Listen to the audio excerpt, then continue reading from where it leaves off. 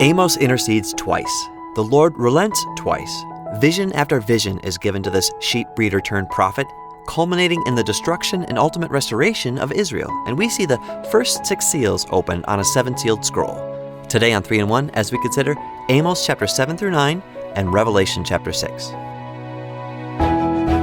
There are 2 interesting interactions right away at the beginning of Amos chapter 7, where God gives Amos a heads up concerning coming judgment.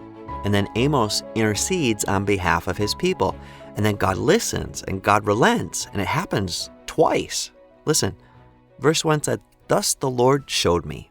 Behold, he formed locust swarms at the beginning of the late crop. Indeed, it was the late crop after the king's mowings. And so it was, when they had finished eating the grass of the land, that I said, O Lord God, forgive, I pray. Oh, that Jacob may stand, for he is small." So the Lord relented concerning this. "It shall not be, said the Lord. Thus the Lord showed me again. Behold, the Lord God called out for conflict by fire, and it consumed the great deep and devoured the territory. And then I said, O Lord God, cease, I pray. Oh, that Jacob may stand, for he is small." So the Lord relented concerning this. "This also shall not be, said the Lord God." Now, these interesting interactions are also illustrations of the power and efficacy of intercession.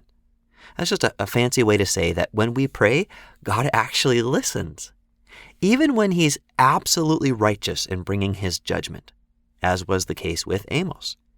Amos interceded and asked for mercy, and God listened and relented in bringing his judgment twice. Now, remember, Amos was not a religious ruler. He was not religious royalty by any means. He was a sheep breeder that God knew that he could call, and that God knew would courageously speak God's word. And Amos reminded us of this today, that he wasn't anybody special. He said in chapter 7, verse 14, "I was no prophet, nor was I a son of a prophet. I was a sheep breeder, a tender of sycamore fruit. And then the Lord took me as I followed the flock, and the Lord said to me, Go, prophesy to my people Israel. Now therefore, hear the word of the Lord." Now listen to that passage in the Message paraphrase. "But Amos stood up to Amaziah. I never set up to be a preacher. I never had plans to be a preacher. I raised cattle. I pruned trees. Then God took me off the farm and said, Go preach to my people Israel. So listen to God's word."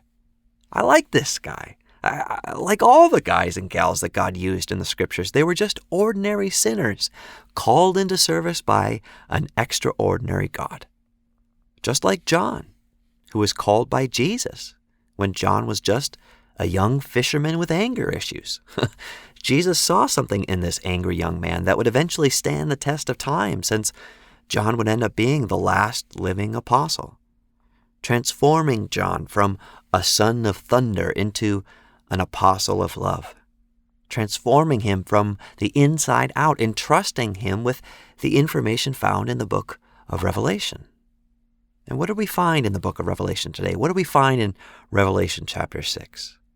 7 results of the restrainer being removed. The restrainer being the Holy Spirit when he is lifted from the earth in the hearts of those who are lifted from the earth in the rapture.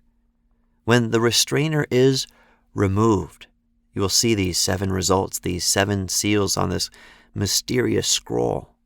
And as each seal is opened, another result of the restrainer being removed is revealed.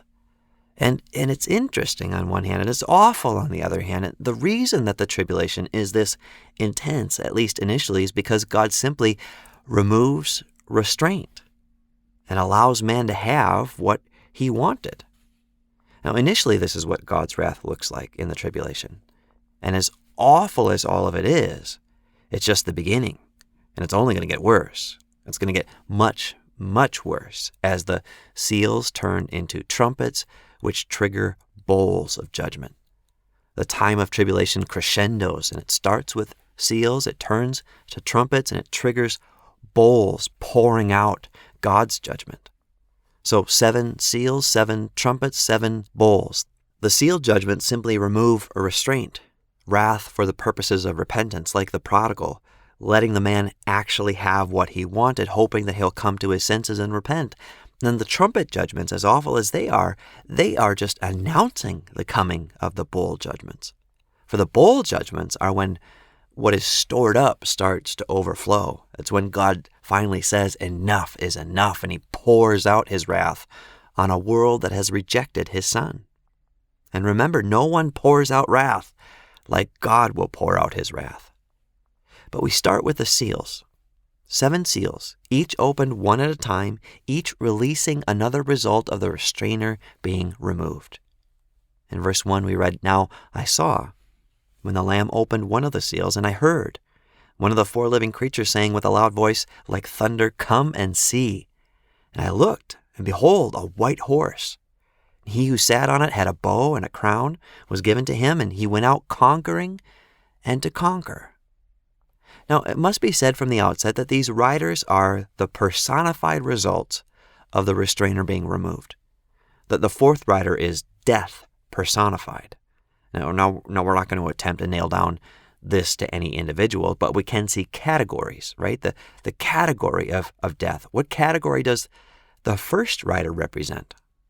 Well, I believe it's clear that this rider represents the category of the Antichrist. And I know we said that we wouldn't nail this down to any individual, and we won't, because remember, the Bible says clearly that there is a spirit of Antichrist in every generation.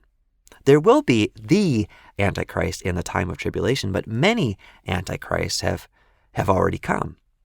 And many of them share similar ways of rising to power, at least initially. I mean, did you notice what the writer had, and what he didn't have? What did he have? It says, "And I looked, and behold, a white horse, and he who sat on it had a bow, and a crown was given to him, and he went out conquering and to conquer."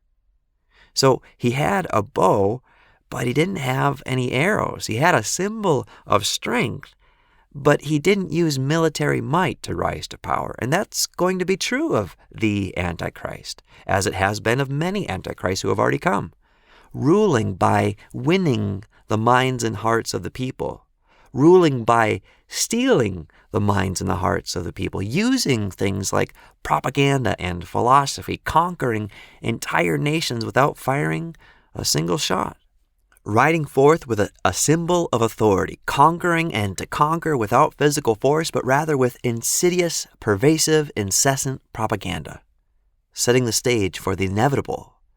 After conquering peacefully, each Antichrist crushed violently.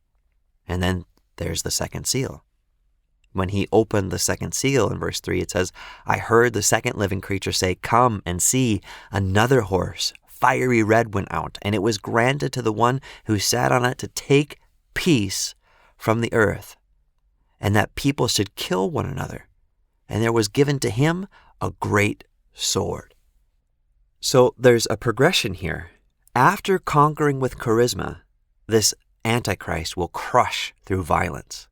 And when you think back through the Antichrists who have already come, these world rulers that are following the Antichrist way of rising to power through charisma and then crushing through violence, you think of guys like Stalin and Mao Zedong and Hitler, each initially conquering with charisma, but then eventually crushing through violence, multiplied millions of violent deaths in their wake. And these men are just shadows of the violent crushing during the tribulation. And the worst part about this coming war is that it's what man wants, and he's going to get it. Man without morals, man without restraint, man without God loves war. Man loves violence, and even we toy with our bloodlust on a daily basis in make-believe, in movies, but soon violence will saturate physically, violently, our everyday. In the tribulation, wars and rumors of wars, violence and rumors of violence. It'll continue to increase with frequency and intensity until the tribulation. And then the world will see the worst, the bloodiest, the most violent, the most peaceless time the world's ever seen, as God removes the restrainer and man gets what he wants. Now, one of the inevitable after effects of a war-torn society is famine. And so we have the 3rd seal. In verse 5, it says, when he opened the third seal, I heard the third living creature say, come and see. And so I looked, and behold, a black horse. And he who sat on it had a pair of scales in his hand. And I heard a voice in the midst of the four living creatures say, a quart of wheat for a denarius, and 3 quarts of barley for a denarius, and do not harm the oil and the wine.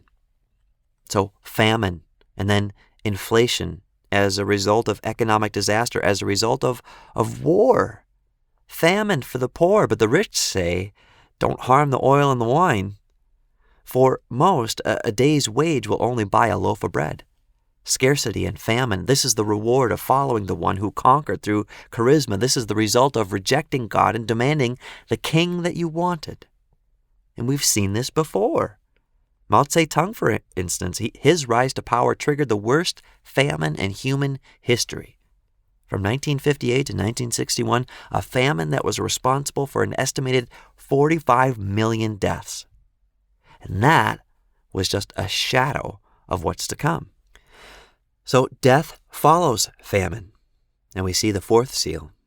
In verse 7 it says, when he opened the fourth seal, I heard the voice of the fourth living creature saying, come and see. So I looked, and behold, a pale horse, and the name of him who sat on it was Death. And Hades followed with him, and power was given to them over a fourth of the earth to kill with sword and with hunger, with death, and by the beasts of the earth. Death over a fourth of the earth, 1.8 billion people dead as a result of rejecting God's rule.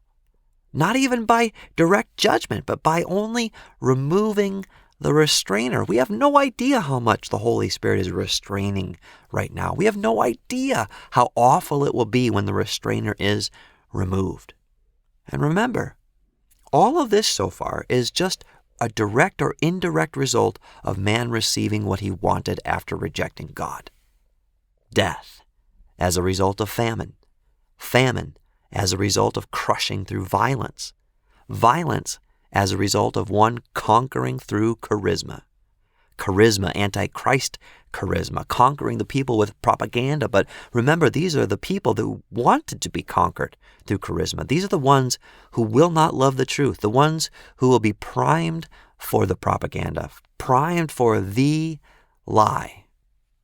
Listen to what it says in 2 Thessalonians after the restrainer is removed. For the mystery of lawlessness is already at work. Only he who restrains will do so until he is taken out of the way. And then the lawless one will be revealed.